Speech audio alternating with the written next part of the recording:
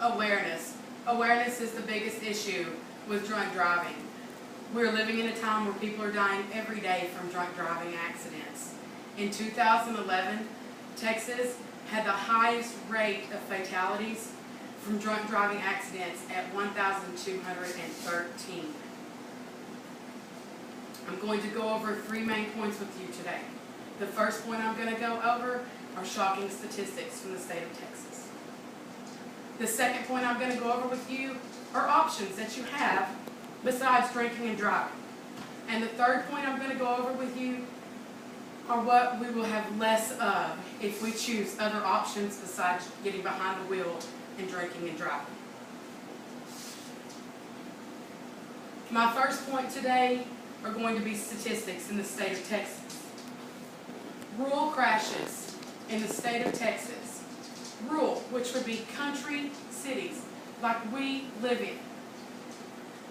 The highest age group is 4.75%, and that's at age 21. If you go younger than that, you're talking 19 years old, the percentage is 2.63%, and they're not even old enough to drink. They just graduated high school. They're in college, maybe like some of you are. It's a very, very scary, shocking statistic. In drivers' fatal crashes, in 2014, according to the Texas Department of Transportation, 21 to 25, a total of 23.5%.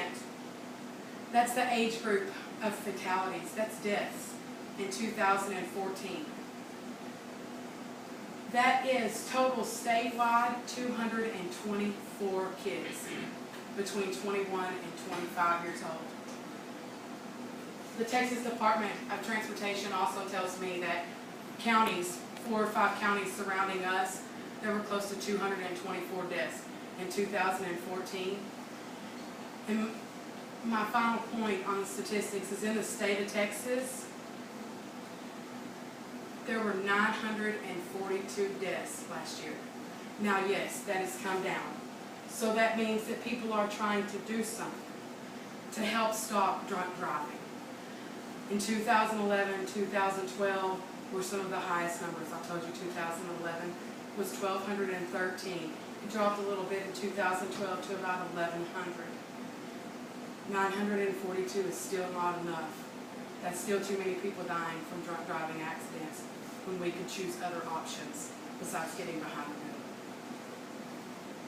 wheel. My second point that I'm going to talk to you about is other options. Have a designated driver. You're all going out tonight. Your friends are all getting together. Maybe there's 5 of you. Maybe there's 6 of you. You've got a designated driver, and guess what? The designated driver's not getting out of this. You know, you're going to pay them, and you're not going to get out of them maybe saving your life. $5. Everybody gives their designated driver $5 a piece. And what it does is it puts cash in their pocket, and you know what? They don't have to pay for their drinks when they go to the bar.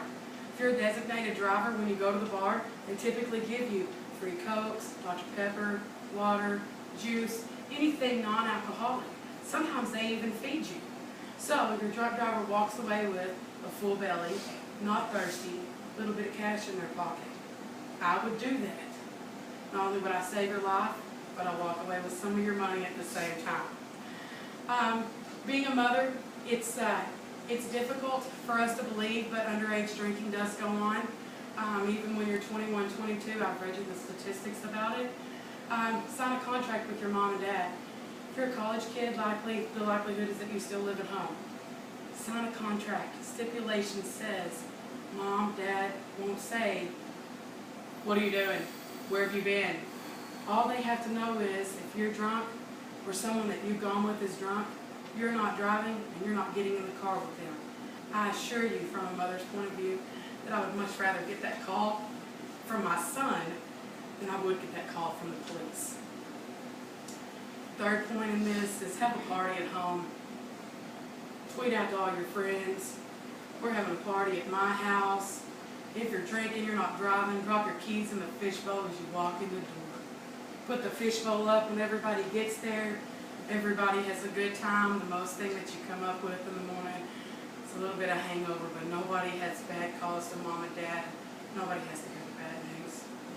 The third point that I'm going to go over with you today are what we would have less of if you would choose a better option than drinking and driving.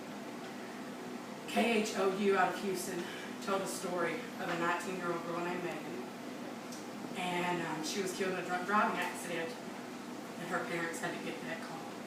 What we would have less of are parents burying their children because they were killed in drunk driving accidents.